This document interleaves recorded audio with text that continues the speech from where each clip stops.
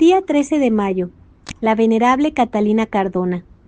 La mejor panegirista de esta venerable fue nuestra Madre Santa Teresa de Jesús. Nació doña Catalina en Nápoles, Italia, aunque algunos dicen que en Barcelona en 1519, hija de don Ramón de Cardona y de madre desconocida. Los que afirman que nació en Barcelona dicen que muy niña la llevó su padre a Nápoles y que la metió en un convento de capuchinas.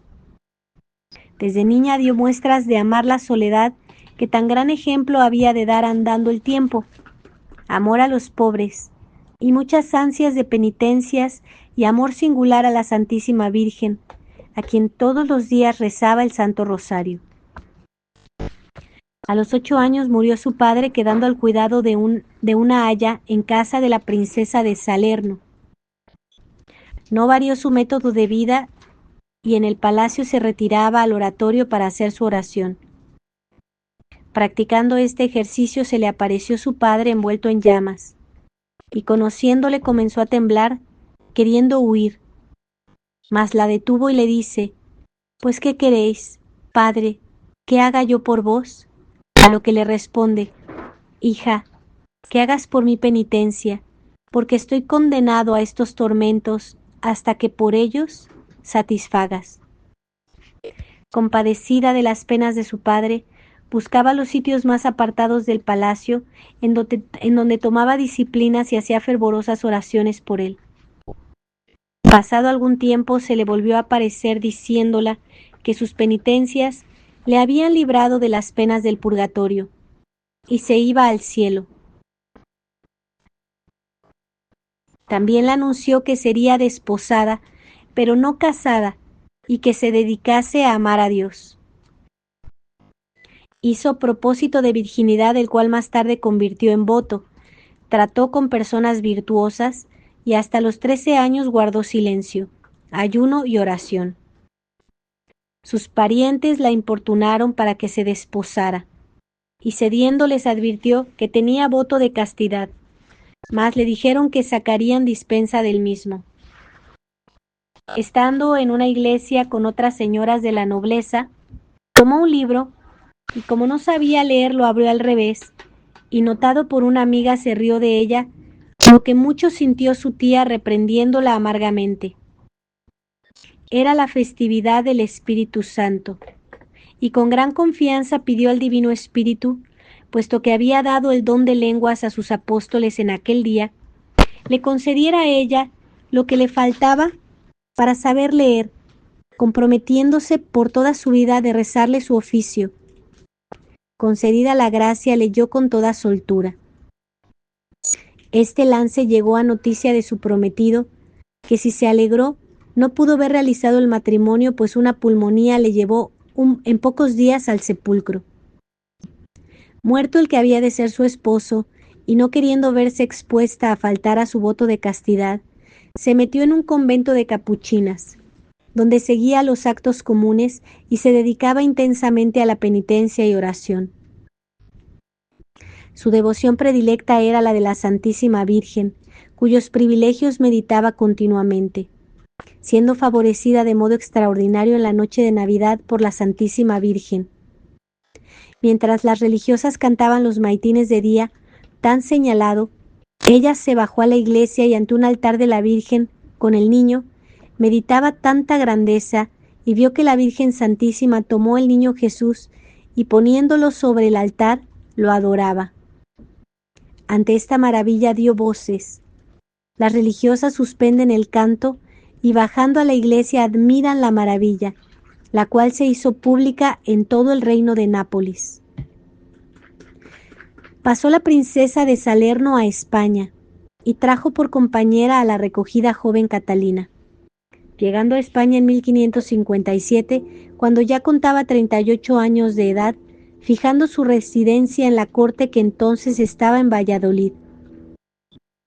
Todo lo mejor de la corte visitaba el palacio de la princesa napolitana, y entre los concurrentes se encontraba el desgraciado doctor don Agustín Callaza, el cual pretendía introducir su herejía en el corazón de la princesa.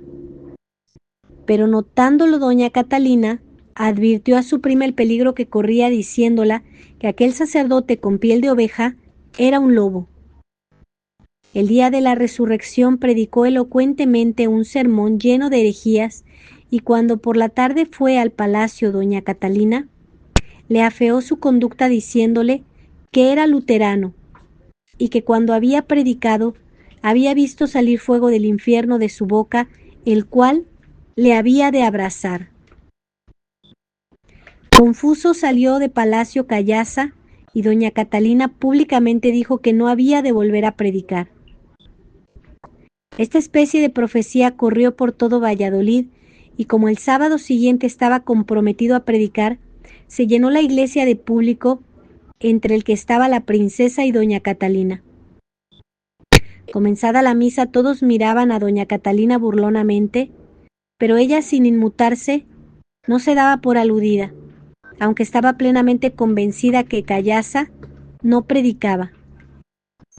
A la hora de comenzar el sermón, salió un señor de la sacristía y anunció al público como el Santo Tribunal de la Inquisición se había llevado preso al doctor Callasa por herético. El murmullo fue grande y después la princesa refirió lo acaecido en su palacio entre la Callasa y su prima. Muerta en 1577, la princesa de Salerno ordenó el rey Felipe II que el príncipe Ruiz Gómez diera en palacio cargo a doña Catalina y que pudiera entrar y salir sin trabas, y que con sus consejos ayudara a la educación de los príncipes. Cuando entró en palacio contaba 58 años y la hicieron limosnera mayor, casando a huérfanas y socorriendo generosamente a los pobres, enfermos y hospitales. Su alimento eran unas versas y muchos días un ayuno completo, durmiendo en un jergón, vistiendo sayal, usando cilicios y rezando todos los días el oficio de difuntos y el del Espíritu Santo. La educación de los príncipes fue hija de su amor a los que instruía, y hacía fueran misericordiosos con los desheredados de la fortuna. Su vida en palacio fue de gran desengaño, pues veía palabras dulces y obras amargas, asqueándola aquella fingida devoción y aquel engaño perpetuo. Deseando salir de aquel laberinto de mentiras, multiplicaba sus oraciones, mereciendo oír del Señor: deja el palacio, vete a una cueva para que más libremente te des a la oración y penitencia. Para más asegurarse, lo consultó con los confesores, que se lo desaprobaron, pero lo consultó con un padre franciscano que la animó, y todas sus dudas desaparecieron cuando San Pedro de Alcántara la testificó ser la voluntad de Dios que hiciera vida ermitaña.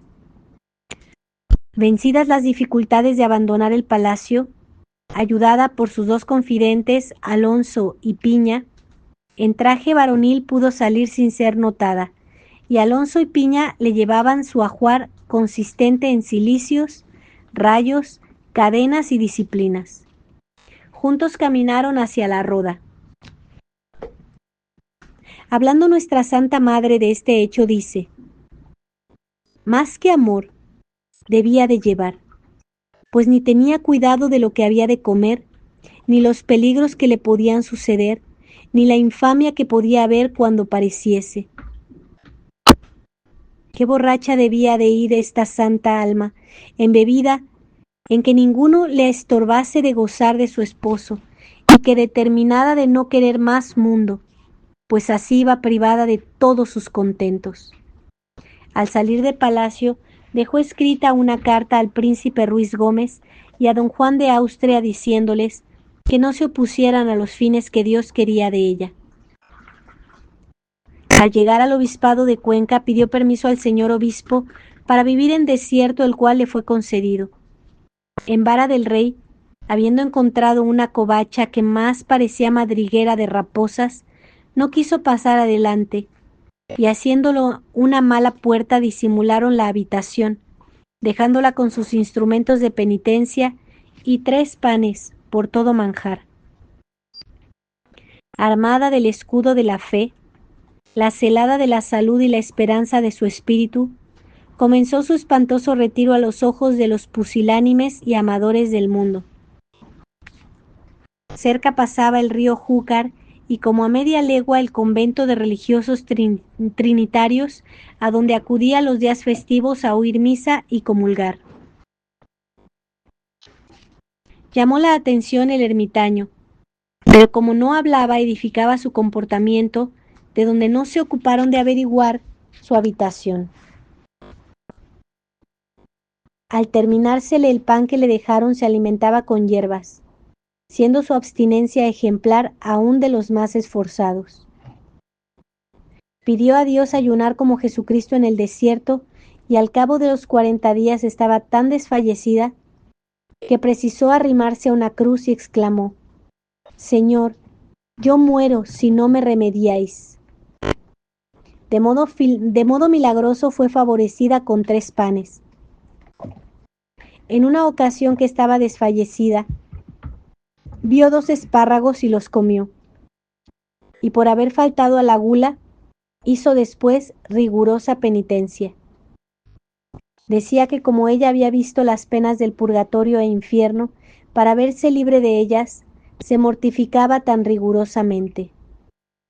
Dios le concedió que los animales dañinos que en aquella soledad había, acudieran a festejarla y nunca ni a ella ni entre sí se hicieran daño. Como a San Antonio en el desierto, el demonio intentó espantarla con alaridos temerosos, o apareciéndosele en figuras horrorosas, o maltratándola, pero armándose con el Santo Cristo, que siempre llevaba consigo, y pronunciando con fe su santísimo nombre, hacía huir a aquel ejército infernal. 3 años pasó en su cueva, sin nadie saber de ella, y un día que se ocupaba en recoger unas hierbas, no advirtió la presencia de un pastor, el cual la dijo lo edificado que el pueblo estaba de su comportamiento, y que su amo, que era bueno, quería favorecerla, que aceptara el pan que le daba y dejara las hierbas.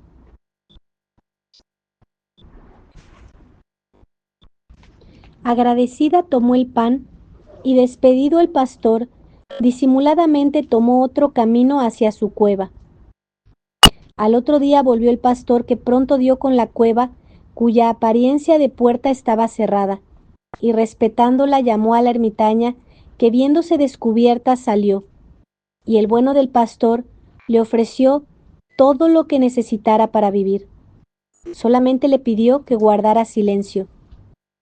Pronto se supo que era mujer, con lo que la admiración subió de punto, venerándola más. La celaron y en su ausencia entraron en la cueva y encontraron una carta del príncipe don Juan de Austria, en la que la llamaba madre, de donde dedujeron que no solamente era santa, sino también noble. Se quejó al Señor de que se hubiese descubierto su escondrijo, y el Señor le manifestó que era tiempo de manifestarse para su mayor gloria. Una vez descubierta, fue la admiración de todos, tanto los de los pueblos cercanos como la aristocracia de Madrid querían conocer aquella maravilla de los siglos. Tal fue el entusiasmo que aquellas soledades parecían una ciudad populosa. Nuestra Santa Madre Teresa de Jesús testifica que solían subirla en un carro para que, pudiéndola ver todos, a todos bendijera. Los enfermos eran continuos, a los cuales bendecía con la señal de la cruz, diciendo: Jesucristo favorezca vuestra fe, y los mandaba confesar y comulgar. Temió que el enemigo de la vanagloria se apoderara de ella, y pensó ponerse bajo la obediencia de una orden religiosa, y no conociendo sino la franciscana, deseó ponerse bajo su obediencia. Pero Dios le indicó que fuera la de los carmelitas descalzos, a los que ella no sabía que existieran. Un labrador le dijo que los religiosos por quienes preguntaba los había visto en Pastrana, indicándole la forma de su vestido, cuya relación coincidía en un todo con la visión que ella había tenido.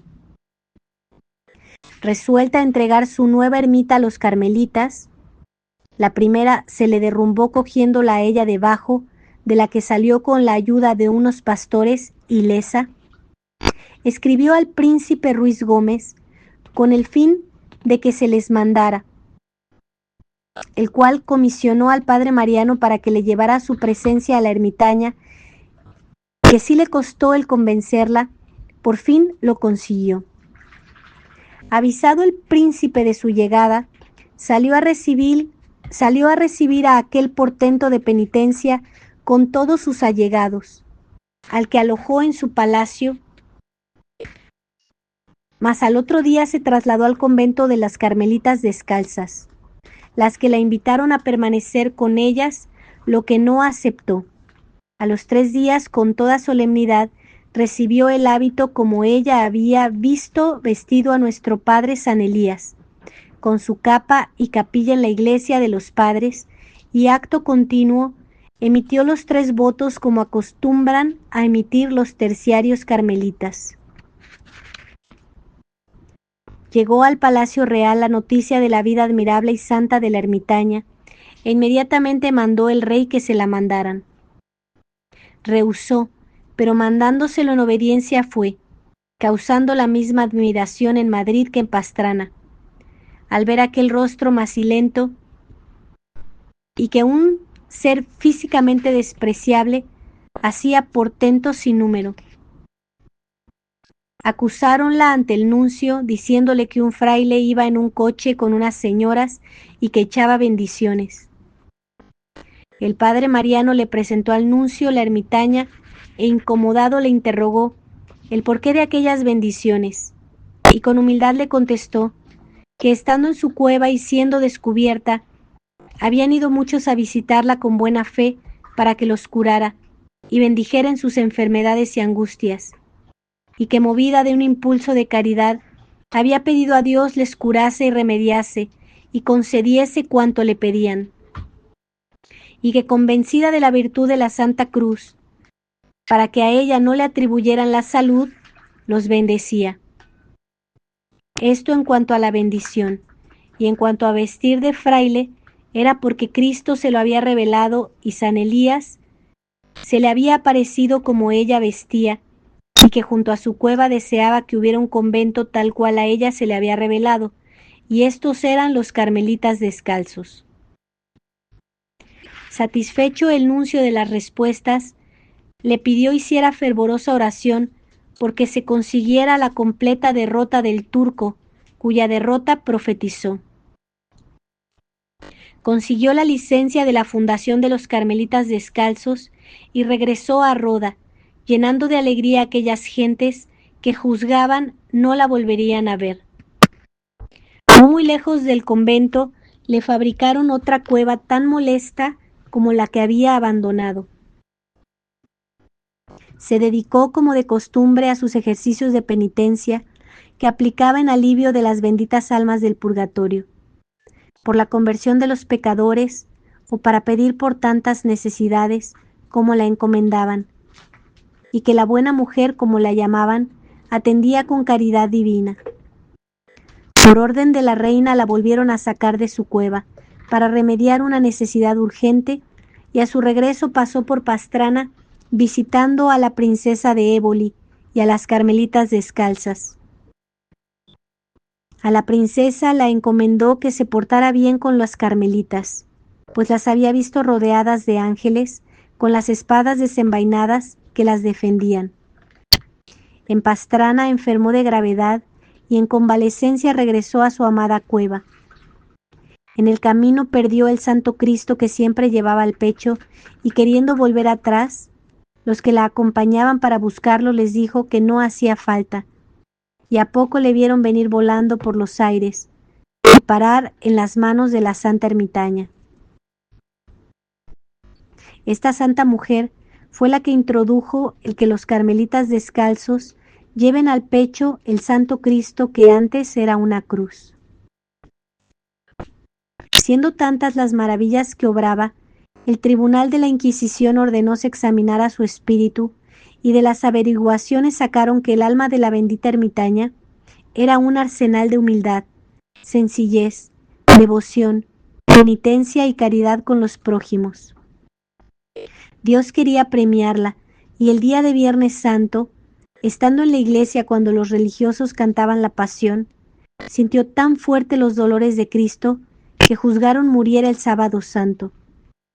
La trasladaron de la cueva a la casa de los criados y buscaron a 2 mujeres para que la asistieran. Y en la habitación levantaron un altar donde todos los días le decían la misa y comulgaba. El padre que la asistía a su petición le leía vida de santos y otras lecturas piadosas, profetizando ella que moriría en la octava de la Ascensión. Dicho día, todos los religiosos la rodearon llenos de tristeza, convencidos que aquel prodigio de santidad los abandonaría, y con insistencia la pidieron les bendijera. Ella se resistía diciendo que era pecadora y los religiosos santos. Los ruegos de estos la vencieron y en retorno ella pidió ser bendecida y hablando cosas celestiales, abandonó esta tierra para entrar en el cielo. Sabido en Roda y sus contornos la muerte de la buena mujer, se llenaron de gente aquellas soledades. Las que asistieron a su entierro que se efectuó en la capilla del Carmen, apareció su muerte a 11 de mayo de 1577. Como colofón, ponemos el elogio que de esta mujer hizo nuestra Santa Madre cuando visitó el convento de Roda. Dice así: acabando de comulgar un día en aquella santa iglesia, me dio un recogimiento muy grande, con una suspensión que me enajenó. En ella se me presentó esta santa mujer por visión intelectual, como cuerpo glorioso y algunos ángeles con ella. Díjome que no me cansase, sino que procurase seguir adelante en estas fundaciones. Entiendo yo, aunque no lo señaló, que ella me ayudaba delante de Dios. También me dijo otra cosa que no hay para qué escribir. Yo quedé harto consolada y con deseo de trabajar, y espero en la bondad de Dios que con tan buena ayuda como estas oraciones podré serle en algo. Venerable Catalina Cardona, rogad por nosotros. Venerable Catalina Cardona, rogad por nosotros. Venerable Catalina Cardona, rogad por nosotros. Ave María Purísima, sin pecado original concebida. Por la señal de la Santa Cruz de nuestros enemigos, líbranos Señor Dios nuestro, en el nombre del Padre, y del Hijo, y del Espíritu Santo. Amén.